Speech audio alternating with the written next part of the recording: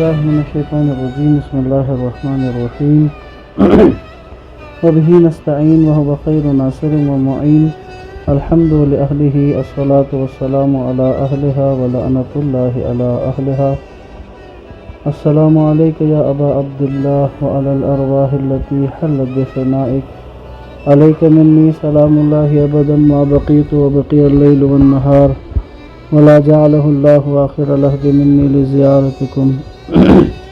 السلام علی الحسین وعلی علی بن الحسین وعلی اولاد الحسین وعلی صحاب الحسین الذین بذلوا مہجہم دون الحسین علیہ الصلاۃ والسلام۔ السلام علیکم ورحمۃ اللہ وبرکاتہ۔ واقعہ کربلا سیریز کی 9ویں قسط، اور الحمدللہ ہم نے اس سلسلے میں ہماری بات جہاں تک پہنچی تھی وہ امام حسین علیہ السلام کا مکہ میں قیام اور مکہ سے روانگی تک کے موضوع کو ہم نے بیان کیا تھا۔ اب یہاں پر ہم روک کر پہلے کوفہ کے حالات کو بیان کریں گے، اس کے بعد پھر ہم امام کے سفر کا آغاز کریں گے انشاءاللہ۔ جیسا کہ عرض کیا تھا کہ کوفہ سے آنے والے پے در پے خطوط اور لوگوں کا اشتیاق اور بار بار خط لکھنا اور امام کو کوفہ کی طرف دعوت دینا اس بات کا باعث بنا کہ امام علیہ السلام کوفہ کے ان خطوط اور کوفہ کی اس دعوت کو سنجیدگی سے دیکھیں اور اس کا کوئی معقول جواب امام کی طرف سے جائے۔ امام علیہ السلام نے کوفہ کی طرف اپنے چچا زاد بھائی جناب مسلم ابن عقیل کو اپنا سفیر بنا کر، اپنا نائب بنا کر کوفہ روانہ کیا، اور ان کے ساتھ امام نے ایک خط روانہ کر دیا۔ حضرت مسلم ابن عقیل مکہ سے پہلے مدینہ آئے، پھر وہاں سے کچھ راستے کے لیے گائیڈ جو ہوتے ہیں ان کو لے کر 2 افراد ساتھ تھے اور وہ کوفہ کی طرف روانہ ہوئے۔ یہ ایک سخت سفر تھا اور بیچ میں ایک بہت بڑا صحرا جس کو کراس کرنا بہت مشکل ہے، اس زمانے میں بھی یہ ایک سخت اور مشکل ترین سفر شمار کیا جاتا تھا۔ اور تو یہ حضرت مسلم نے اکیلے یہ سفر طے کیا، اور جو ساتھ تھے گائیڈ تھے وہ بھی راستے میں فوت ہو گئے، اور بہت مشکل سے اور بڑی دشوار گزار اس سفر کے بعد حضرت مسلم کوفہ میں وارد ہوئے۔ کوفہ آنے کے بعد پہلے مختار ثقفی کے گھر میں قیام کیا، اور اس طرح پھر کوفہ کے مومنین کو، شیعوں کو ان کے آنے کی خبر ہوتی ہے، اور وہ آہستہ آہستہ آ کر مسلم کے ہاتھ پر امام حسین علیہ السلام کے لیے بیعت کرتے ہیں۔ کوفہ میں بیعت کے سلسلے جاری ہوتا ہے، کچھ ہی عرصے میں ایک بڑی تعداد لوگوں کی مسلم کے ہاتھ پر بیعت کر چکی ہوتی ہے، تو پھر ایک بڑا اجتماع کہ جو مختار ثقفی کے گھر پہ ہی اجتماع ہوتا ہے، جس میں کوفہ کے اکابر شیعہ موجود ہوتے ہیں، اور ایک بڑی تعداد میں لوگ موجود تھے کہ جنہوں نے امام حسین علیہ السلام کے خط کو سنا۔ امام علیہ السلام نے کوفہ کے مومنین اور شیعوں کے نام اپنے خط میں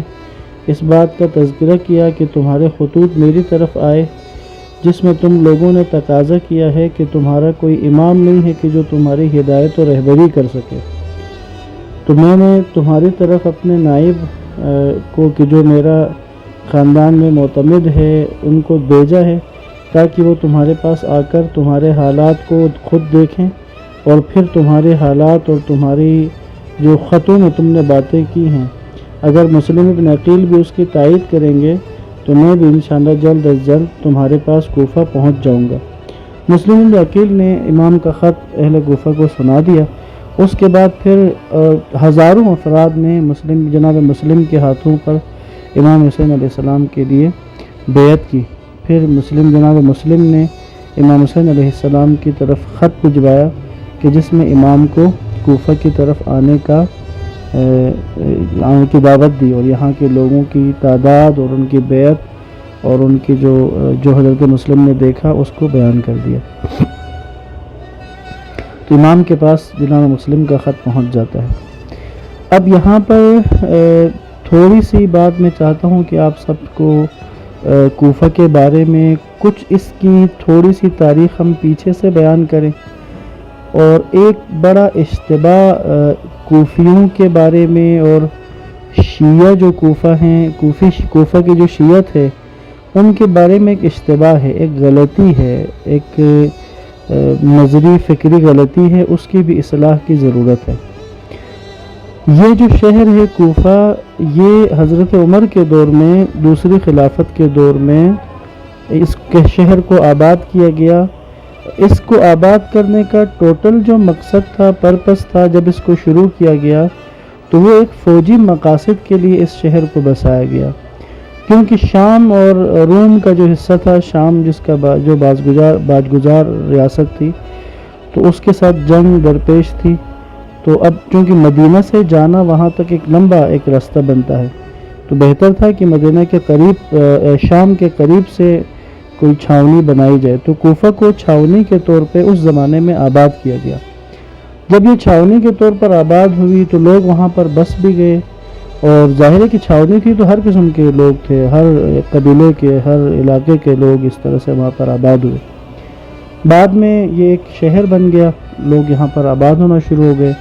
شام کی فتح کے بعد کچھ لوگ یہاں پر مستقل آباد ہو گئے۔ یوں کوفہ شہر عراق کا ایک بڑا مرکز کے طور پہ، عموماً اس زمانے میں جب بھی عراق کہا جاتا تھا تو اس سے مراد کوفہ اور بصرہ ہوتے تھے، کیونکہ یہ کوفہ اور بصرہ ایسے دو بڑے مقاصد تھے، مراکز تھے کہ جو دونوں کو ملا کر عراق جب بھی کہا جاتا تو اس سے مراد کوفہ اور بصرہ ہوتے تھے۔ تو یہ یہاں سے پھر آہستہ آہستہ یہ شہر بڑا ہوتا گیا۔ کوفہ کی اہمیت جو بڑی ہے تاریخ میں، وہ امیر المؤمنین علی علیہ السلام کی خلافت ظاہری کے دور میں کوفہ کی اہمیت بڑھ گئی۔ مولا علی علیہ السلام کو جب جنگ جمل کا معرکہ سامنے آیا اور آپ کو جمل کے معرکے پہ جانا پڑا بصرہ، تو جمل کے لیے آپ مدینہ سے نکلے تھے، مدینہ سے آئے اور بصرہ میں آپ وہاں پر جنگ جمل ہوئی۔ اب جنگ جمل کے بعد پھر مولا علیہ السلام کے لیے بھی جو اگلا مرحلہ تھا وہ شام کا تھا۔ امیر شام نے، معاویہ بن ابی سفیان نے بیعت نہیں کی تھی اور بغاوت کی تھی، اور وہ لشکر جمع کر کے امیر المؤمنین کے خلاف خروج کا ارادہ رکھتا تھا۔ اس لیے معاویہ کو نکیل ڈالنے کے لیے بھی ایک مضبوط تیاری اور جنگ درپیش تھی۔ تو یوں مولا علی علیہ السلام نے یہ فیصلہ کیا اور آپ نے اپنے حکومت کا مرکز مدینہ سے منتقل کر کے کوفہ کو قرار دیا۔ یوں مولا علی علیہ السلام کی جب ظاہری خلافت کے دور میں کوفہ آپ کا مرکز حکومت بنا تو پھر اس کی اہمیت اور شہرت بڑھ گئی۔ یعنی یہ جو خود کوفہ کی شہرت ہے، یہ امیر المؤمنین کی خلافت کے دور میں زیادہ بڑی ہے۔ اب جب مولا علی علیہ السلام کوفہ تشریف لائے تو اور بھی بہت سے لوگ جو ہجرت کر کے آئے، پھر یہ خلافت کا مرکز ہونے کی وجہ سے ہم آج کے دور سے بھی اندازہ لگا سکتے ہیں کہ اگر کوئی علاقہ ایک حکومتی مرکز بنتا ہے، اگر آپ پاکستان سے ہی اس کو سمجھ لیں کہ جب تک پاکستان کا دارالخلافہ کراچی تھا تب تک یہ اسلام آباد کا ایریا یہ ایک فقط اور فقط جھاڑیوں کا اور ایک غیر آباد جگہ تھی ہے۔ اگر کوئی آبادیاں تھی بھی تو وہ مختصراً کوئی گاؤں، کوئی چھوٹا قصبہ، کوئی گاؤں، اس طرح کی کوئی چھوٹی موٹی آبادیاں آس پاس تھیں۔ لیکن جس وقت اس کو پاکستان کا دارالحکومت بنایا گیا تو اب آپ کے سامنے ہے کہ پھر اس کی ڈیولپمنٹ بھی ہوتی ہے، پھر لوگ آباد بھی ہوتے ہیں،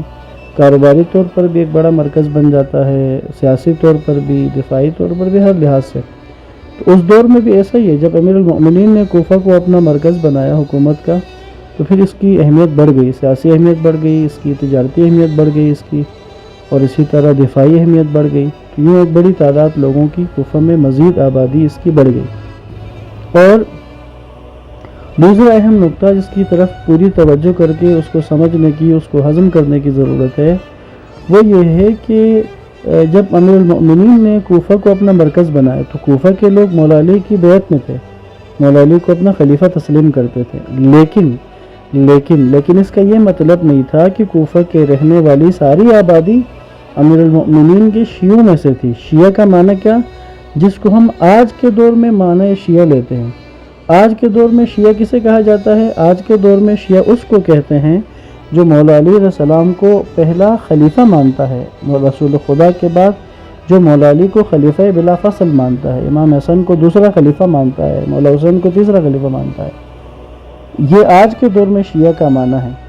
لیکن جس وقت مولا علی علیہ السلام کوفہ میں تھے تو اس وقت کو لفظ شیعہ کا جو اطلاق ہوا ہے وہ اطلاق ہوتا تھا کہ کوفہ میں بسنے والے مولا علی کی بیعت میں تھے، اس لیے کوفہ والے علی کے شیعہ کہلاتے تھے، اور شام میں بسنے والے معاویہ بن ابی سفیان کی بیعت میں تھے تو وہ معاویہ کے شیعہ کہلاتے تھے۔ حتیٰ کہ میں عرض کروں گا آگے کہ یزید نے جس وقت خط لکھا ہے ابن زیاد کو بصرہ سے کوفہ آنے کے لیے، تو اس نے ابن زیاد سے یہ کہا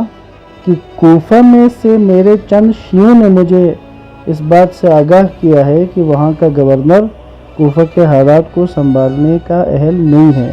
یعنی یزید کے شیعہ بھی 61 ہجری میں 60 ہجری میں آپ کو یزید کے شیعہ بھی کوفہ میں تھے۔ تو یہ جو شیعہ کا اطلاق ہوا تھا وہ آج کے دور والا شیعہ نہیں ہے، کیونکہ آج کے دور میں تو لفظ شیعہ خاص ہے۔ آج کے دور میں شیعہ اس کو کہتے ہیں کہ جو امیر المؤمنین کو اپنا پہلا امام و خلیفہ مانتا ہے، اس کا عقیدہ رکھتا ہے۔ تو لہٰذا اس دور میں جب کہا گیا کہ کوفہ والے علی کے شیعہ اور شام والے معاویہ کے شیعہ، تو جو کوفہ میں علی کے شیعہ مراد تھے اس میں خوارج بھی تھے، اس میں مولا علی کے حقیقی شیعہ کہ جو آج بھی جو شیعہ کا مفہوم ہے، جو مولا علی کو اپنا پہلا امام پہلا خلیفہ مانتے تھے وہ لوگ بھی تھے، اور جو مولا علی کو چوتھا خلیفہ مانتے تھے اور خالص تھے اس بات میں وہ لوگ بھی موجود تھے۔ اور آگے جا کے یہ نظر بھی آیا کہ جب جنگ صفین میں جب مولا علی سے سامنا کیا امیر شام نے، اور پھر جو قرآن کو نیزوں پہ بلند کرنے والا مرحلہ آیا تو اس پہ نظر بھی آیا کہ کچھ لوگ جو خوارج کا تو ٹولہ الگ ہوا، یہ بھی تو کوفہ کے رہنے والے تھے، اور ایسا نہیں تھا کہ وہ مولا علی کے شیعہ بمعنی آج کا جو شیعہ استعمال ہوتا ہے اس معنی میں وہ نہیں تھے۔ لہٰذا جب بھی یہ کہا جاتا ہے کہ کوفہ کے شیعوں نے امام حسین کو قتل کیا ہے، یا یہ جو ایک الزام بعض لوگ متعصب جو طبقہ ہے وہ اس طرح کی بات کرتے ہیں کہ شیعوں نے ہی امام حسین کو نعوذ باللہ قتل کیا ہے، تو اس سے مراد یہ ہے کہ اس دور میں کوفہ کا رہنے والا علی کا شیعہ اس لیے کہلاتا تھا کہ وہ مولا علی کی بیعت میں تھا چوتھے خلافت میں، نہ کہ آج کے دور کے معنی میں۔ اور اس لیے جو کوفہ شہر تھا یہ ایسا شہر تھا کہ اس میں مولا علی کے چاہنے والے آپ کے حقیقی شیعہ بھی موجود تھے، اسی طرح جو درمیانی تھے کہ جو چوتھا خلیفہ مانتے تھے خالص ہو کے وہ لوگ بھی تھے، اور اسی طرح منافقین بھی تھے، خوارج بھی تھے، حتیٰ بنو امیہ کے جو مفادات کی حفاظت کرنے والے اور ان کے لیے کام کرنے والے لوگ بھی کوفہ اس شہر کے اندر موجود تھے۔ اور اب آج جب یہ 60 ہجری میں امیر مولا حسین علیہ السلام کو خطوط لکھے ہیں کوفہ کے لوگوں نے، تو اس میں خط لکھنے والوں میں بھی یہ تینوں کیٹیگری شامل تھی۔ وہ لوگ بھی تھے کہ جنہوں نے امام حسین علیہ السلام کو خط لکھا اور وہ خالصتاً شیعہ تھے، جس میں سلیمان بن سرد ہے، مختار ثقفی، اور اس طرح اکابر شیعہ بہت سارے، رفاع بن شداد، اور بھی بہت سارے ایسے نام کہ جو مولا حسین کو جنہوں نے خط لکھا تھا شروع میں وہ حقیقی شیعہ تھے کہ جنہوں نے خط لکھا تھا۔ لیکن بعد میں جو خطوط آئے ہیں اس میں جو تاجر طبقہ تھا کہ جو کوفہ کو اپنے تجارت کے عنوان سے دیکھ رہے تھے انہوں نے بھی امام حسین کو خط لکھے ہیں۔ اسی طرح بنو امیہ کے وفاداروں نے بھی امام حسین کو خط لکھے ہیں کہ آپ کوفہ آ جائیں۔ ان کا مقصد کیا تھا؟ بنو امیہ کے وفاداروں کا یہی مقصد تھا کہ امام حسین کوفہ آ جائیں اور وہ ان کو پکڑ کے امام کو گرفتار کر کے یزید کے حوالے کر دیں۔ تو لہٰذا یہ جو بات کی جاتی ہے کہ کوفہ کے شیعوں نے امام حسین علیہ السلام کو شہید کیا، قتل کیا نعوذ باللہ، تو یہ شیعوں سے مراد آج کے دور والا لفظ نہیں ہے، یہ ایک تاریخی اشتباہ ہے جو کیا جاتا ہے، اس طرف ہمیں متوجہ رہنا۔ انشاءاللہ یہ سلسلہ بھی ایک دو قسطیں رہیں گی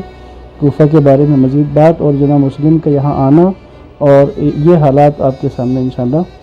بیان کریں گے۔ والسلام علیکم ورحمۃ اللہ وبرکاتہ۔